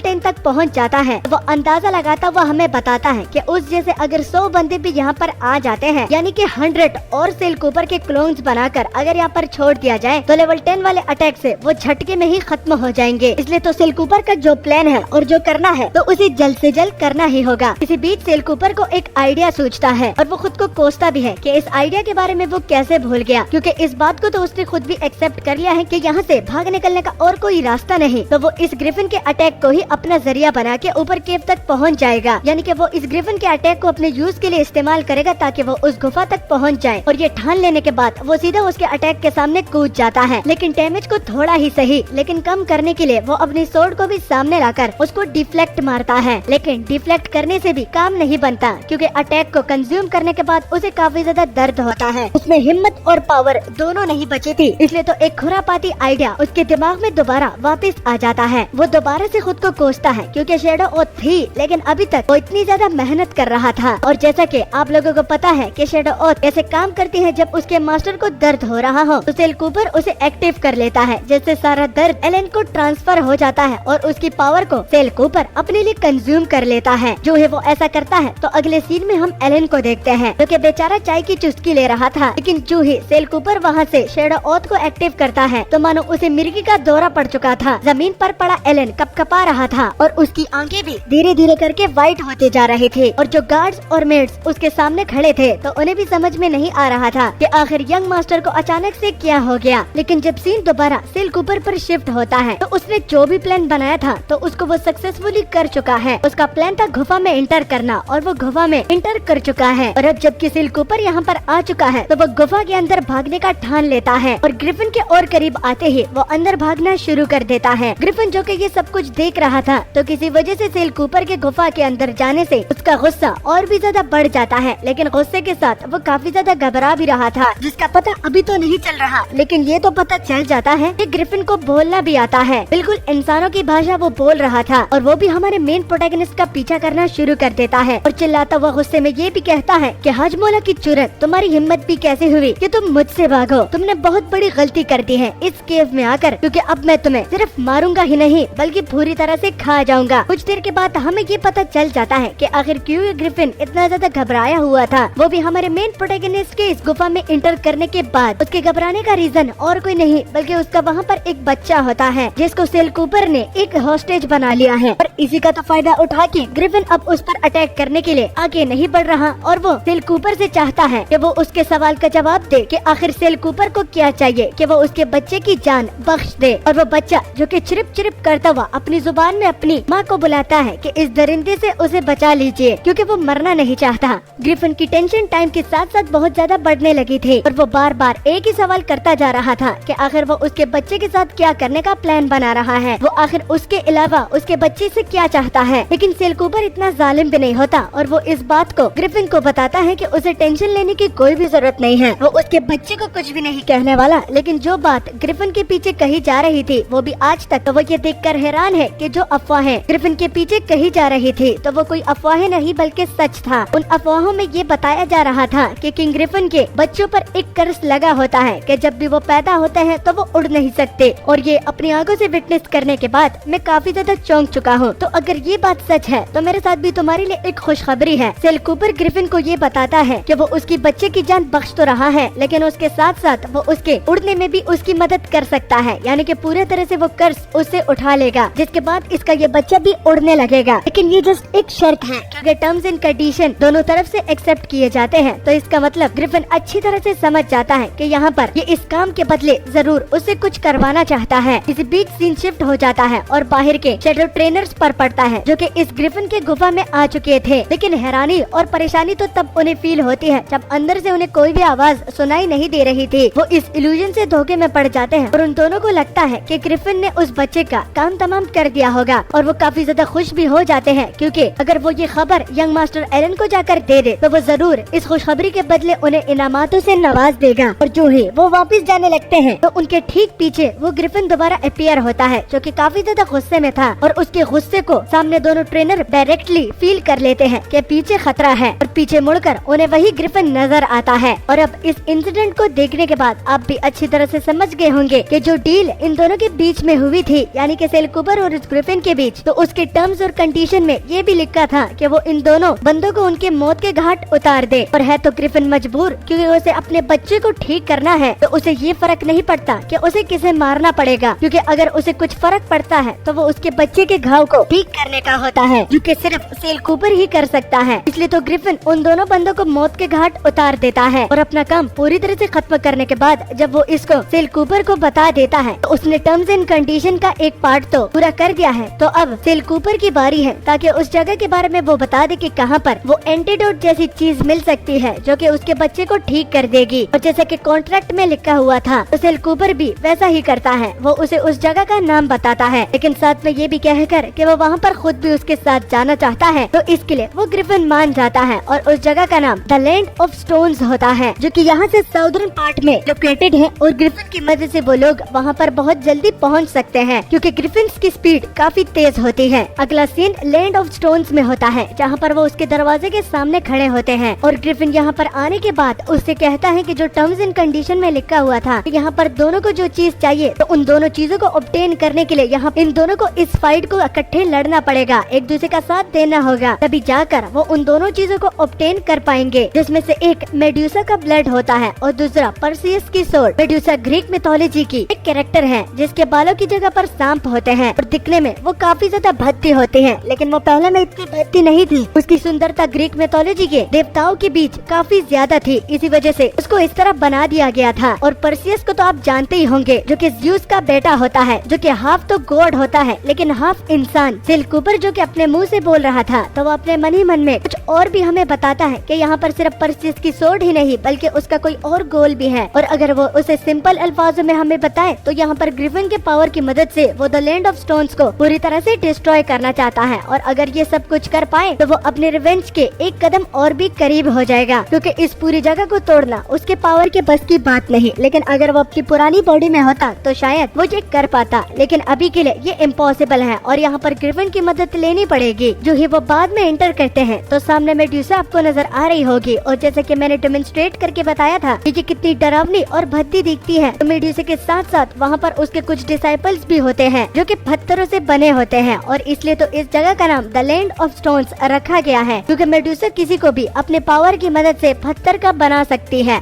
और इसी के साथ साथ हमें ये भी पता चलता है कि पास्ट लाइफ में हमारा मेन प्रोटैगनिस्ट सेल कूपर यहाँ पर पहले भी आ चुका था और ये जगह उन लोगों ने अपने नेक्स्ट टेस्ट के लिए सेट की थी। और यहाँ पर शैडो आर्मी परसियस की सोर्ड को एलन के लिए लेने के लिए आए थे और यही उनका नेक्स्ट टेस्ट था। लेकिन जैसे कि यहाँ पर एक मेडुसा है जो कि अपनी पावर की मदद से सब लिविंग क्रीचर्स को स्टोन का बना सकती है, और इस खतरनाक मेडुसा के साथ लड़ने के लिए सिर्फ बच्चों को ही भेजा गया था, जो कि उस वक्त एलन 12 साल का था, तो बच्चे उससे छोटे थे। इतनी कम उम्र में कूपर फैमिली ने इतना बड़ा कदम उठाया, वो भी सिर्फ अपने बेटे के लिए। तो इससे काफी ज्यादा शैडो सोल्जर मर चुके थे और बड़ी हैवी कैजुअल्टीज इन लोगों ने इस टेस्ट में उठाई थी। और अगर उस टेस्ट में आखिर में कोई बचा था तो वो और कोई नहीं बल्कि हमारा मेन प्रोटैगनिस्ट था। उसने आखिर तक सरवाइव किया, लेकिन जब सोर्ड को उठाने की बारी आई तो सोर्ड ने उसे अपने आप को उठाने नहीं दिया, क्योंकि ये सिर्फ एस क्लास के हीरो को ही अपने आप को उठाने देती है। और जैसे कि उस टाइम सेल कूपर एस क्लास हीरो नहीं था, तो इस वजह से वो इस सोर्ड को नहीं उठा पाया। लेकिन जब एलन वहाँ पर आ पहुँचा तो उसने उस सोर्ड को झट से उठा लिया और बाद में उस मेडुसा को भी मौत के घाट उतार दिया। उस वक्त एलन ने अपनी रेपुटेशन को और भी बेटर और बेहतर बनाने के लिए ये टेस्ट बिल्कुल एक मूवी सीन की तरह क्रिएट किया था कि लोग मुश्किल में होंगे और वो आके उन लोगों को बचा लेगा। बचे कुछ लोगों को बचाने के बाद उनके लिए अपने मास्टर के लिए रेपुटेशन और भी ज्यादा बढ़ जाएगी और वो लॉयल बन जाएंगे। तो जैसा एलन चाहता था तो वैसा ही होता है। मेडुसा को मारने पर एलन को काफी ज्यादा लॉयल सबऑर्डिनेट भी मिले थे, जो कि जी जान लगाने के लिए अपने मास्टर को सर्व करने के लिए तैयार थे। इसलिए तो अब हमारे मेन प्रोटैगनिस्ट ने ये ठान लिया है कि अगर ये सोर्ड इस बारी भी उठा नहीं लेता तो ये यहाँ पर इस पूरे टेम्पल को गिरा देगा। इसलिए तो उसने एक गैम्बलिंग छेड़ी है कि अगर यहाँ पर वो इस सोर्ड को नहीं उठा पाता तो वो इस पूरे टेम्पल को ग्रिफिन की मदद से क्रश कर देगा। और ग्रिफिन की मदद करने का यहाँ पर आने का उसका प्लान नहीं था, बल्कि अपनी किस्मत को दोबारा टेस्ट करने का था। जो ही ग्रिफिन और सेल कूपर अंदर एंटर कर जाते हैं तो ग्रिफिन आस पास देखता है, लेकिन उसे कोई भी नजर नहीं आता। और इसकी वजह ये थी कि वहाँ पर एक मिस्ट फैला हुआ था। उसे परसियस की सोर्ड भी नजर नहीं आ रही थी और न ही उसे मेडुसा का ब्लड नजर आ रहा था। तभी पीछे का दरवाजा धड़ाम से बंद होता है, जो कि देखकर ग्रिफिन गुस्सा हो जाता है और अब वो हमारी सेल कूपर से बोलने लगता है कि क्या ये उसकी कोई ट्रिक है। अगर ये ट्रिक है तो वो पहले से बता सकता है और वो उसकी जान बख्श देगा। लेकिन तभी सेल कूपर साइड की ओर इशारा करता है, जहाँ पर वो स्टोन्स उनकी ओर ही बढ़ रहे थे और मेडुसा भी अब उन दोनों को नजर आने लगी थी। स्टोन्स को इतनी स्पीड से आता हुआ देखकर ग्रिफिन गुस्सा हो जाता है और वो कहता है कि ये कमजोर स्टैचूज यहाँ पर कब आ पहुँचे। तो अटैक की रेंज से खुद को बचाता हुआ सेल कूपर फाइट के मैदान से अगली ओर चला जाता है, जिसके बाद ग्रिफिन एक जोरदार मुक्का उन स्टैचूज पर मारता है, जिससे तीनों के तीनों स्टैचूज चकनाचूर हो जाते हैं। लेकिन तभी जो स्टैचूज जो कि चकनाचूर हो गए थे तो वो दोबारा रिजेनरेट होने लगते हैं और ये देखकर सेल कूपर के पैरों तले जमीन घिसक जाती है, क्योंकि ग्रीक मिथोलॉजी में ये तीनों सिस्टर थी। नाम काफी अजीब है तो मैं नाम को इग्नोर ही कर दूंगा। बस मैं इतना बताना चाहता हूँ कि ये तीनों भी ग्रीक मैथोलॉजी की कैरेक्टर है, जो कि एक आंख और एक ही मुंह और एक ही दांत शेयर करते हैं। ये बिल्कुल हूबहू ग्रीक मैथोलॉजी के रेप्लिका है, यहाँ तक कि इनकी पावर्स भी सेम है। तो इसी रीजन की वजह से सेल कूपर काफी ज्यादा चौंक जाता है और इसी के साथ साथ सेल कूपर को इस वजह से भी काफी ज्यादा घबराहट हो रही थी, क्योंकि ये मेडुसा और ये तीनों लड़कियाँ पोसाइडन की डॉटर है। और पोसाइडन आखिर कौन है तो इसका भी थोड़ा बहुत डेमोन्स्ट्रेट करके बता देता हूँ। ग्रीक मैथोलॉजी में गॉड ऑफ द सी का नाम पोसाइडन है और ये तीनों उन्हीं की ही बेटियां हैं। तो जैसे बाप वैसे ही बेटियां, तो पावर भी सेम। चारों के चारों पानी को कंट्रोल कर सकते हैं, इसलिए टाइम पर वो पहले से ही ग्रिफिन को वहाँ से भागने का बोलता है। जो ही वो दोनों भागने लगते हैं तो पीछे से मेड्यूसा एक बड़ी सी लहर बनाकर उनकी ओर भेज देती है, जिससे वो दोनों बड़ी ही मुश्किलों से भाग रहे होते हैं। लेकिन वक्त बहुत कम होता है। ग्रिफिन कहता है कि अगर इसी तरह ही चलता रहा तो ये पूरा का पूरा टेम्पल ही गिर जाएगा और इसके साथ साथ वो दोनों भी यहाँ पर मारे जाएंगे। तो सेल कूपर को जो भी सोचना है तो जल्दी सोचना पड़ेगा। सेल कूपर शो तो करवाता है कि वो इस बात से काफी ज्यादा डर चुका है और उसे पता है कि इन सब चीजों को कैसे रोकना भी है, लेकिन जस्ट एक एक्टिंग के लिए वो ग्रिफिन से बोलता है कि तब तक तुम इन लोगों के साथ लड़ते रहो। वह साइड पर दीवारों पर कुछ लिखा हुआ है, तो मैं उन्हें पढ़कर जल्दी से ही इनको रोकने का तरीका ढूंढता हूँ। वो सामने से तो ये बोल रहा था, लेकिन अंदर ही अंदर वो काफी ज्यादा खुश होता है और सेल कूपर कहता है बस यही तो मुझे चाहिए था कि ये पूरी की पूरी रूइंस ही गिर जाएं। ये मेरा मेन गोल है कि यहाँ पर मैं इस पूरे टेम्पल को ही डिस्ट्रॉय कर दूं। ये मेरे बस में नहीं था, इसलिए ग्रिफिन मैं तुम्हारा इस्तेमाल कर रहा हूँ और मेरी फिक्र मत करो बल्कि अपनी करो, क्योंकि मेरे पास एक सीक्रेट पैसेज है जो कि मैं तुम्हें तो बताना चाहता हूँ, लेकिन ये मैंने पास्ट में ढूंढी है। इसी की ही मदद से मैं यहाँ से बाहर निकल जाऊंगा। लेकिन तभी बाहर निकलने से पहले वो वहीं पर ही रुक जाता है, क्योंकि अभी ये खंडर पूरी तरह से डिस्ट्रॉय नहीं हुए और उसे उन मॉन्स्टर्स को रोकने का तरीका बता देता है। सेल कूपर ऊपर की ओर इशारा करता हुआ कि ग्रिफिन ऊपर ये आंख देख रहे हो, तो अगर तुम इस पर अटैक करके उस आंख को इससे रिमूव कर देते हो तो ये सब के सब अटैक करना रोक देंगे और ये लोग रुक जाएंगे। जो ही ग्रिफिन ये बात सुनता है तो बिना किसी टाइम को और वेस्ट किया हुआ वो ऊपर उड़कर जैसा कि सेल कूपर ने बताया है तो वैसा ही करता है और उसे अपनी चोंच की मदद से उस आंख को वहाँ से रिमूव कर देता है। अच्छा, तो यहाँ पर थोड़ी बहुत कंफ्यूजन हो गई है। मैं जस्ट ये क्लियर करना चाहता हूँ कि मेड्यूसा के सामने ये जो 3 मूर्तियाँ बनी थी तो यही 3 पोसाइडन की डॉटर्स थे और मेरे ख्याल से मेड्यूसा उनकी डॉटर नहीं थी। और ये जो मॉन्स्टर इन दोनों पर अटैक कर रही है तो उन तीनों को क्रश करने के बाद वो तीनों अपने साथ घुल मिल गई थी और इसी वजह से एक की बॉडी में खुद को कन्वर्ट करके अब पानी की पावर की मदद से इन दोनों पर अटैक कर रही है। लेकिन सेल कूपर की उनकी वीकनेस को बताने के बाद वो यानी कि हमारा ग्रिफिन जैसे ही उस आंख को उस जगह से अलग करता है तो वही 3 बहनें बहुत तेजी से चिल्लाने लगती हैं और वो ग्रिफिन की आंखों के सामने दोबारा पानी में कन्वर्ट हो जाते हैं। ये देखकर ग्रिफिन काफी ज्यादा इम्प्रेस हो जाता है कि सेल कूपर तो काफी ज्यादा शातिर है। लेकिन सेल कूपर ये बता के कि इसमें वो सारा क्रेडिट नहीं लेना चाहता, क्योंकि फाइट ही वो कर रहा था और साथ में उसने जस्ट दीवारों पर जो पड़ा था वही उसको बताया है, तो उसमें उसने ज्यादा कुछ रोल नहीं निभाया। तो अब जबकि ये भी दीवारें बता सकती है कि इस मॉन्स्टर को कैसे रोकना था, तो ग्रिफिन को लगता है कि परसियस की सोर्ड और वो ब्लड जो कि मेड्यूसा का होगा तो वो भी इन दीवारों पर लिखा हुआ होगा और उनकी लोकेशन भी इन पर लिखी होगी। लेकिन उसकी बात को बीच में कट करके सेल कूपर ग्रिफिन को ये बताता है कि अगर तुम सोर्ड का ही पूछ रहे हो तो सोर्ड तो सामने ही है। वो सोर्ड को पॉइंट आउट करता है और वाकई में वहाँ पर परसियस की रेड सोर्ड वहाँ पर पड़ी थी और अब इस रेड सोर्ड और इस रेल्म का एक और सीक्रेट भी सेल कूपर ग्रिफिन को बताने लगता है कि एक और सीक्रेट भी है इस रेल्म का, जो कि सुनकर तुम खुद ब खुद भी काफी ज्यादा हैरान हो जाओगे। ग्रिफिन को कुछ भी समझ में नहीं आ रहा था और वो जब पूछता है कि किस रेल्म की और किस सीक्रेट की वो बात कर रहा है तो उसे हेसिटेट नहीं करना चाहिए, वो सुनने के लिए तैयार है। जो ही सेल कूपर अपनी बात को शुरू करता है तो पता चलता है कि इस सोर्ड को परसियस की सोर्ड क्यों कहा जाता है, क्योंकि इसी सोर्ड की मदद से उसने मेड्यूसा का सर काट दिया था, वो भी बिलियंस ऑफ ईयर्स पहले। और मेड्यूसा का ब्लड रेड और ग्रीन था। जैसे कि रेड सुनकर ही आपको पता चल चुका है कि रेड पॉइजन के लिए इस्तेमाल किया जाता है, जो कि दुनिया में सबसे खतरनाक पॉइजन है। तो अगली और ग्रीन जो कि एक पॉजिटिव वाइब देता है, तो वो किसी पॉइजन को भी और किसी बीमारी को भी क्योर कर सकता है। मेड्यूसा का ब्लड एक वेपन की तरह और एक क्योर की तरह इस्तेमाल किया जा सकता है। लेकिन जो सीक्रेट वो बताने वाला है, तो जब परसियस की सोर्ड दोबारा अपीयर हो जाएगी तो उसी के साथ साथ मेड्यूसा दोबारा रिजरेक्ट हो जाएगी, यानी कि दोबारा जिंदा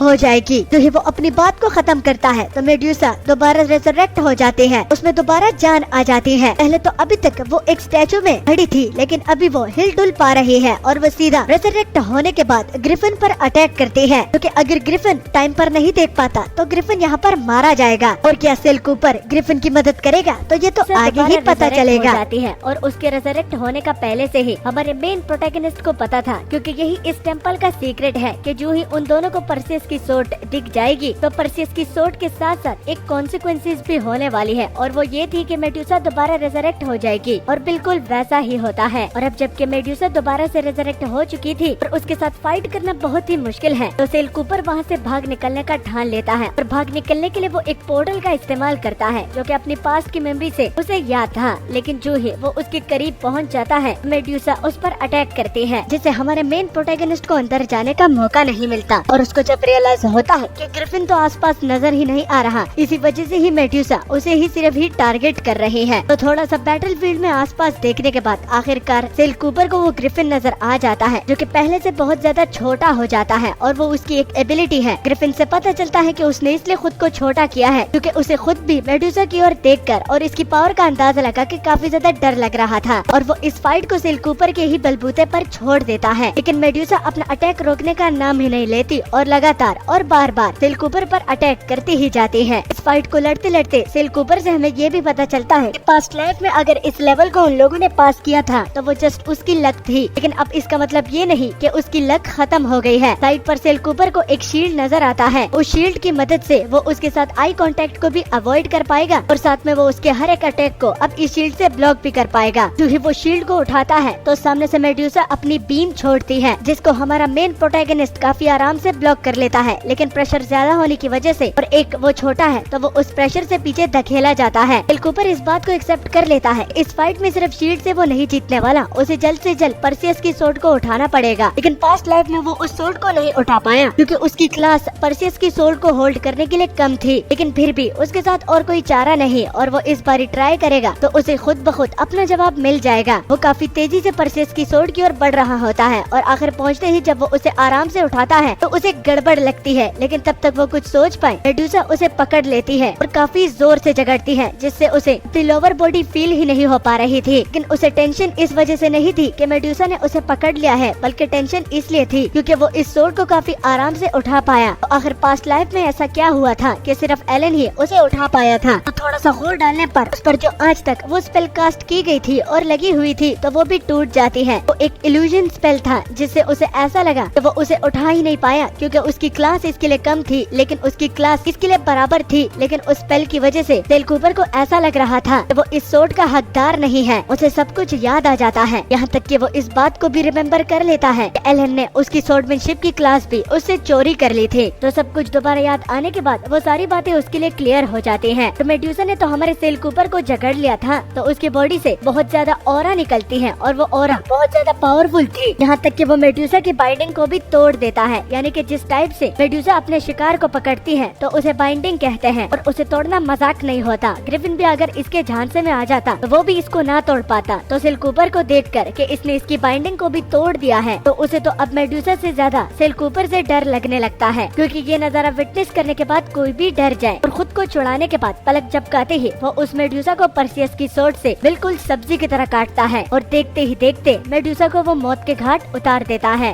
तो मेड्यूसा को मार गिराने के बाद जब सारी बातें उसके लिए क्लियर हो जाती हैं कि एलन और मैट्रियार्क ने पास्ट लाइफ में उसके साथ क्या क्या किया था, तो उसके बारे में सोच कर ही वो बिल्कुल विलेंस की तरह हंसना शुरू कर देता है, क्योंकि वो अभी तक खुद को कोसता आ रहा था कि उसके साथ एस रैंक की स्वॉर्डमैनशिप नहीं थी। लेकिन अब उसके लिए ये बात क्लियर हो चुकी है कि पास्ट लाइफ में भी वो तो या एस रैंक या फिर एस रैंक से ज्यादा स्वॉर्डमैनशिप की काबिलियत रखता था। लेकिन मैट्रियार्क ने इस स्पेल की वजह से वो चीज उसे छीन कर एलन को दे दी और साथ में उसे ये बात याद ना रहे तो उसकी मेमोरीज को भी उसने डिलीट कर दिया। और पीछे खड़ा ग्रिफिन जो कि ये सब कुछ देख रहा था कि सेल कूपर बिल्कुल इविल की तरह हंस रहा है, तो वो यहाँ से कल्टी होने का ठान लेता है क्योंकि वो इस पागल बच्चे के साथ और टाइम वेस्ट नहीं करना चाहता। जो ही वो जाने लगता है तो उसकी आवाज से ही वो वहीं पर ही रुक जाता है। उसकी आवाज में इतना दम था कि वो कपकपाने लगता है और अब उसे बच्चा नहीं बल्कि माय लॉर्ड करके बुलाता है। लेकिन अपने मन ही मन वो खुद को दिलासा देता है कि वो तो एक एस रैंक का मोस्टर है, तो वो इस बच्चे के सामने माय लॉर्ड कह के इसे क्यों बुला रहा है। लेकिन जब रीजन पूछता है कि बुलाने का रीजन क्या था तो सेल कूपर एक अजीब सी बात कहता है कि क्या उसका सर मजबूत है या नहीं। तो इस बात से ग्रिफिन काफी ज्यादा कंफ्यूज हो जाते हैं, लेकिन अभी तक उसके लिए बात कंफर्म नहीं हुई कि इससे उनका क्या मतलब था, क्योंकि वहाँ से निकलने से पहले सेल कूपर उससे काफी ज्यादा काम लेता है क्योंकि वो उसके सिर के बारे में इसलिए पूछ रहा था क्योंकि वो उस पूरे टेम्पल को गिराना चाहता है। और उस पूरे टेम्पल को जब वो सक्सेसफुली गिरा देते हैं तो बाहर निकलता हुआ ग्रिफिन समझ जाता है कि ये पहले से ही उसे एक टूल की तरह इस्तेमाल कर रहा था, लेकिन अब जबकि ये इसके बच्चे को हील कर सकता है तो वो इस बात को जाने देगा। लेकिन अंदर ही अंदर उसे ये पता है कि वो इसका कुछ भी नहीं उखाड़ पाएगा। बाद में अपनी जगह पर वापस आने के बाद ग्रिफिन उसे ब्लेसिंग्स देता है और जो ब्लेसिंग्स के लिए ये सारे बच्चे लड़ रहे थे तो उसका आखिरी विजेता हमारा सेल कूपर ही होता है। ग्रिफिन की ब्लेसिंग से सेल कूपर को ये फायदा होने वाला है कि चाहे जिस टाइप का भी वो अटैक झेले तो उसे चोट नहीं लगेगी। जो ही हमारे सेल कूपर को ग्रिफिन की ब्लेसिंग्स मिल जाती हैं तो वो अपने बॉडी बॉडी में ये फील कर पा रहा था कि उसकी बॉडी पहले से ज्यादा ताकतवर हो चुकी है और जो उसे माइनर इंजरीज लगी थी वो भी इस टेस्ट के दौरान और उस मेड्यूसा के साथ लड़ते वक्त तो वो भी खुद ब खुद हील हो जाती है। और इस ब्लेसिंग्स के मिलने के बाद सेल कूपर को अब ज्यादा से ज्यादा एलन को अपना दर्द और चोटें ट्रांसफर नहीं करना पड़ेगा, क्योंकि अगर उसे ये ब्लेसिंग्स न मिलती तो बार बार उसे अपने एक पपेट की तरह इस्तेमाल करके शायद मैट्रियार्क को उन्हें इस बात का पता चल जाता और अब उसे एस रैंक की अपनी ये स्वॉर्डमैनशिप भी छुपानी पड़ेगी, क्योंकि सेल कूपर नहीं चाहता कि उसके प्लान के बीच में कोई और मुसीबत उसे फेस करनी पड़े। दोबारा याद दिला देता हूँ, उसका प्लान रिवेंज लेना है। जिस चीज का वादा सेल कूपर ने ग्रिफिन के साथ किया था तो वो उसे वो एंटीडोट भी दे देता है, जिसको वो ग्रिफिन जैसे ही अपने बच्चे को पिलाता है तो कुछ ही सेकंड्स में उसकी पूरी इंजरीज हील हो जाती है। और जिस इंजरीज को ग्रिफिन भी आज तक नहीं हील कर पाया तो वो कुछ सेकंड्स में भर जाती है। और जैसे कि सेल कूपर ने बताया कि ये दोबारा उड़ पाएगा तो वो उड़ने लगता है। ग्रिफिन काफी ज्यादा खुश थी, लेकिन तभी यहाँ पर सेल कूपर एक चाल चलता है। वो ग्रिफिन को अपने झांसे में फंसा कर कि ये अभी के लिए तो ठीक हो चुका है, लेकिन ये ताकतवर कैसे बनेगा, क्योंकि अगर इसे ताकतवर बनना है तो इसे खुद के लिए एक मास्टर को चुनना पड़ेगा। और ये बात एक फैक्ट है, क्योंकि ग्रिफिन ने खुद अपने लिए एक मास्टर चुना था, जिस वजह से वो आज इतना ज्यादा इंटेलिजेंट और पावरफुल है। लेकिन ग्रिफिन को ये समझ में नहीं आता कि अब वो अपने मास्टर की तरह दूसरा बंदा कैसे ढूंढे, क्योंकि उसका मास्टर इतना ज्यादा रूथलेस था कि वो हर रोज उसे एक इंसानी भेजा खिलाया करता था, इसलिए तो उसकी इंटेलिजेंस आम ग्रिफिन से काफी ज्यादा है। अभी इसी बीच उसे याद आ जाता है कि एक रूथलेस बंदा तो उसके सामने खड़ा है और यही तो सेल कूपर चाहता था कि ये इसे एक ऑफर दे दे। वो सेल कूपर को आवाज देता है कि सेल कूपर, मुझे पता है कि तुम अब छोटे हो, लेकिन मुझे ये भी यकीन है कि तुम बड़े होके मेरे मास्टर से भी ज्यादा ताकतवर बनोगे, इसलिए मैं ग्रिफिन चाहता हूँ कि तुम मेरे बच्चे के मास्टर बन जाओ। शिकार जाल में फंस चुका है, अब वो उसकी डील तो एक्सेप्ट करने के लिए तैयार है, लेकिन उसे भी उसके बदले कुछ देना होगा। ग्रिफिन जब पूछता है कि उसे क्या चाहिए तो सेल कूपर को ब्लेड कूपर पर इंफॉर्मेशन चाहिए, साथ में एक ऐसी चाबी जो कि उनके तिजोरी को खोल पाए जिसमें द सोर्ड ऑफ सेंट पड़ी हुई है। इसी बीच सीन दोबारा शिफ्ट होकर कैसल पर पड़ता है, जहाँ पर मैट्रियार्क उसी बटलर से एलेन की कंडीशन के बारे में पूछ रहे थे। उन लोगों को अब तक ये पता नहीं चला कि इसके पीछे का रीजन क्या है, लेकिन बटलर से मैट्रियार्क को इतना तो पता चलता है कि ये उस शैडो ऑथ की वजह से हो सकता है, लेकिन उन लोगों को अभी तक असली रीजन के बारे में पता नहीं चला। लेकिन जैसे कि सेल कूपर बता रहा था कि मैट्रियार्क जल्द से जल्द इस बारे में समझ जाएगी कि कुछ न कुछ तो गड़बड़ है, तो वो अभी से ही शक करने लगती है कि ये उस शैडो ऑथ के बाद ही उसके बेटे के साथ ऐसा हो रहा है। तभी अचानक से उसका बटलर कुछ इन्फॉर्मेशन देता है, वो भी टेस्ट रिजल्ट के हवाले से कि सेल कूपर फर्स्ट आया है और इसी के साथ साथ उसने ग्रिफिन की ब्लेसिंग्स भी ले ली। लेकिन हैरानी की बात पता है कि उसने उसी ग्रिफिन का इस्तेमाल करके दोनों ट्रेनर्स को मरवा दिया और साथ में उसके बच्चे को टेम करके उसका अपना एक पेट भी बना लिया। इतने सारे शॉकिंग रिजल्ट सुनकर मैट्रियार्क जो कि आराम से चाय की चुस्की ले रही थी तो वो चौंक जाती है, इसलिए वो तुरंत से ऑर्डर देती है कि सेल कूपर को यहाँ पर बुलाया जाए। और जो ही सेल कूपर वहाँ पर आ पहुँचता है तो उससे उस रीजन के बारे में पूछती है कि उसने आखिर अपने शैडो ट्रेनर को क्यों मरवा डाला। तो सेल कूपर एक इवल से स्माइल करता हुआ कहता है कि मैडम आपको क्या बताऊं, ये हंसने वाली बात है ना कि एक 3 साल का बच्चा अपने ट्रेनर को मरवा सकता है, और अगर ये पॉसिबल होता है तो इसका मतलब वो घटिया थे। सेल कूपर की फैमिली में कमजोरों का कोई स्वागत नहीं और न ही उन्हें जगह दी जाती है, तो मैंने जो किया सेल कूपर फैमिली के भलाई के लिए ही किया है। सेल कूपर की ये वाली बात को सुनकर मैडम के तो पैरों तले जमीन घिसक जाती है और उन्हें शायद ये पता ना हो, लेकिन उन्होंने काफी बड़ा खतरा मोल ले लिया है। उसके फेस एक्सप्रेशन को देखकर सेल कूपर को काफी ज्यादा मजा आ रहा था, क्योंकि मैट्रियार्क के फेस एक्सप्रेशन को वो कुछ यूं ही बनाना चाहता था ताकि उन्हें गुस्सा आए, वो डिस्गस्ट फील करे। इसी से ही सेल कूपर के दिल को ठंडक मिलेगी। और सेल कूपर ने ये बात उनको इसलिए बोली थी ताकि अगर और कोई ट्रम्प कार्ड वो सेल कूपर पर इस्तेमाल करना चाहती है तो वो कर सकती है, क्योंकि आज के बाद वो कभी भी इन लोगों के झांसे में नहीं फंसने वाला। लेकिन मैट्रियार्क भी शातिर होती है, वो सेल कूपर को रिवॉर्ड के तौर पर एडन स्प्रिंग भेज देते हैं। और कोइंसिडेंस की बात ये होती है कि सेल कूपर वहाँ पर पहले से ही जाने का प्लान बना रहा था और इजाजत मिलने पर वो वहाँ से चला जाता है। उसके जाने के कुछ ठीक सेकंड के बाद ही वो अपने बटलर को इसके टैलेंट को छीनने का प्लान बताती है कि जल्द से जल्द इसके टैलेंट को छीनकर हमें यंग मास्टर एलन के बॉडी में ट्रांसफर करना होगा, वरना अगर ये बात फैल जाती है तो काफी बड़ी बेइज्जती हो जाएगी। फ्यूचर पैट्रियार्क के साथ ही कोई खास टैलेंट ही नहीं है। जिसके बाद अगला सीन एडन स्प्रिंग का होता है, जहाँ पर हम देखते हैं कि बाकी के शैडो सोल्जर भी वहाँ पर नहा रहे थे और उन लोगों की नजर हमारे मेन प्रोटैगनिस्ट पर ही थी। लेकिन इससे सेल कूपर को खत भी फर्क नहीं पड़ रहा था, वो तो जस्ट अपने सोच में ही था कि जो बातें ग्रिफिन ने उसे बताई थी, तो अगर उस हिसाब से देखा जाए तो एंट्रेंस यही कहीं इस टब में होना चाहिए। और आखिर यहाँ पर किस एंट्रेंस की बात हो रही है, तो इसको जानने के लिए हमारा सीन पास्ट में जाता है, जहाँ पर ग्रिफिन और सेल कूपर के बीच में कुछ डील होने वाले थे, जिसमें सेल कूपर ने एक चाबी के लिए इंसिस्ट किया था। वो चाबी दरअसल इस एडन स्प्रिंग के नीचे एक दरवाजे की है, जिसको खोलने के बाद ग्रिफिन के पहले मास्टर, वो भी कूपर फैमिली के पुराने इनहेरिटेंस यानी के मास्टर, तो उनकी सोल्डमैनशिप को वहाँ पर सील किया गया है। और उन्होंने ये खुद किया है क्योंकि मरने से पहले उन्होंने अपनी स्पिरिट को सील कर दिया ताकि फैमिली इनहेरिटेंस फ्यूचर ओनर के लिए वो बचा पाए। और इस इनहेरिटेंस को लेने के लिए फ्यूचर ओनर को चाहिए कि उनके पास एस रैंक की तलवारबाजी हो, इसलिए तो सेल कूपर इस कंडीशन के साथ मैच करता है। लेकिन साथ ही साथ ग्रिफिन से उसे ये भी पता चला था वो काफी टाइम तक वहीं पर नहीं गया, लेकिन उसे कुछ ठीक नहीं लग रहा, कुछ गड़बड़ है, लेकिन जिसके बारे में वो पता नहीं लगा पा रहा। साथ ही साथ वो उसे चौकन्ना रहने का भी बोलता है क्योंकि उसका मास्टर ब्लड टाइप का यूजर है, तो इनहेरिटेंस लेना इतना आसान भी नहीं। जहाँ पर सेल कूपर अपने प्लान को शुरू करने के बारे में सोच रहा था, तो अगली ओर जितने भी बाकी शेडो सोल्जर नहा रहे थे, तो वो उसकी तारीफे पे तारीफे करते जा रहे थे क्योंकि रूमर्स ने सेल कूपर को कुछ ज्यादा ही पॉपुलर कर दिया है। लेकिन कहानी इतनी स्मूथली चले और इसमें कोई बुली ना हो, तो उसी बीच बुलीज भी आ जाते हैं क्योंकि उन लोगों को अपनी बकवास बंद करने का बोलते हैं क्योंकि सेल कूपर ने कुछ खास इतना अचीव ही नहीं किया। इनमें से एक हेंचमैन का बेटा होता है और दूसरा कूपर फैमिली के कोचमैन का। और उन दोनों को अच्छी तरह से जानने के लिए हमें सेल कूपर बताता है कि पास्ट लाइफ में ये दोनों इसके बहुत अच्छे दोस्त थे, लेकिन उसे क्या पता था कि ये एलन की तरफ से एक पॉन सेट किया गया है। और अगर उस एक्यूजेशन की बात की जाए तो यही दोनों थे जिन्होंने वो अफवाह फैलाई थी कि सेल कूपर ने दुश्मनों के साथ हाथ मिलाकर अपनी फैमिली को धोखा दे दिया है। वो दोनों सेल कूपर का मजाक उड़ा रहे थे, लेकिन सेल कूपर उन्हें इग्नोर करता ही जा रहा था। तो कोचमैन का बेटा इसी बीच सेल कूपर पर अटैक करने के लिए आगे बढ़ जाता है, जिसको हमारा मेन प्रोटैगनिस्ट काफी आराम से ब्लॉक करता है और उसका हाथ तोड़ देता है। ये देखकर पीछे हेंचमैन का बेटा खंजर निकालता है और जो ही अपने वेपन से जब वो सेल कूपर पर अटैक करने के लिए अपना खंजर आगे बढ़ाता है, खुद को प्रोटेक्ट करने के लिए वो उस कोचमैन के बेटे को एक शील्ड की तरह इस्तेमाल करता है, जो कि हेंचमैन का बेटा देखकर कि उसका खंजर उसके दोस्त को ही जाकर लगा है, वो इस बात से बहुत ज्यादा डर जाता है। लेकिन सेल कूपर उन दोनों को टेंशन ना लेने का बोलता है क्योंकि साइड पर ही स्प्रिंग्स हैं जो कि हर एक इंजरी को हील कर सकता है। तो उन दोनों की बूंद पर लात देता हुआ वो दोनों को ऑफ स्प्रिंग में फेंक देता है। जो ही वो उन दोनों को नीचे फेंकता है तो नीचे से उसे एक अजीब से एनर्जी फील होती है, जिसके बारे में ग्रिफिन ने उसको पहले से ही बताया था कि वो अच्छी तरह से तो नहीं बता सकता क्योंकि वो इस जगह पर काफी टाइम से अब रह रहा है, लेकिन कुछ गड़बड़ है, कुछ अजीब उसे फील हो रहा है। तुझे इसी एनर्जी की वो बात कर रहा था, ये ब्लैक मैजिक है। और ऑफ स्प्रिंग जैसी इस जगह पर जहाँ पर सब इंजरीज हील होती है, तो इतना डार्क मैजिक यहाँ पर क्या कर रहा है। उसे नीचे ऑफ स्प्रिंग में जाने के लिए एक रास्ता ढूंढना पड़ेगा क्योंकि वो चाहे स्विम करके जाए या फिर जोर लगा के, लेकिन ये उसकी तह तक नहीं जा सकता। उसे जल्द से जल्द इसके बारे में कुछ सोचना पड़ेगा। तभी इसी बीच एक लड़की के चिल्लाने की आवाज आती है, जो कि सुनकर सेल कूपर के पैरों तले जमीन घिसक जाती है क्योंकि वो इस वॉइस को रिकॉग्नाइज करता है। वो एक ब्लॉन्ड क्यूट सी लड़की थी जिसका नाम आंद्रिया है। उसको एक लड़का बड़ी बेरहमी से उसके बालों से खींचता हुआ घसीटते हुए लेकर जा रहा था, वो भी उसे मारने के लिए, क्योंकि आंद्रिया चाय तक सर्व नहीं कर सकती, तो वो तो सिंपल में उसे उकसा रहा है कि उसकी पिटाई की जाए। लेकिन आंद्रिया का वो मतलब नहीं था जो कि वो ये लोग समझ रहे हैं। यहाँ तक कि आंद्रिया उससे माफी भी मांगती है जिसमें उसकी कोई गलती है भी नहीं, लेकिन वो बंदा उसे छोड़ने के लिए तैयार नहीं था। इसलिए तो सेल कूपर बहुत ही ज्यादा गुस्सा हो जाता है। पीछे से आता हुआ सेल कूपर उसे बीच में से काट देता है, वो भी अपने एस रैंक वेपन की मदद से। बाकी लोग ये नजारा देखकर जल्दी से रिपोर्ट करने के लिए भागते हैं। और जहाँ तक आंद्रिया की बात हो रही है, तो सेल कूपर की ओर देखकर उसे लग रहा था कि ये कोई प्रिंस होगा। और अगर हमारे मेन प्रोटैगनिस्ट की बात हो रही है, तो उसके पर्सपेक्टिव से अगर आंद्रिया को देखा जाए, तो उसे लग रहा था कि इस तरह का इंसिडेंट देखने के बाद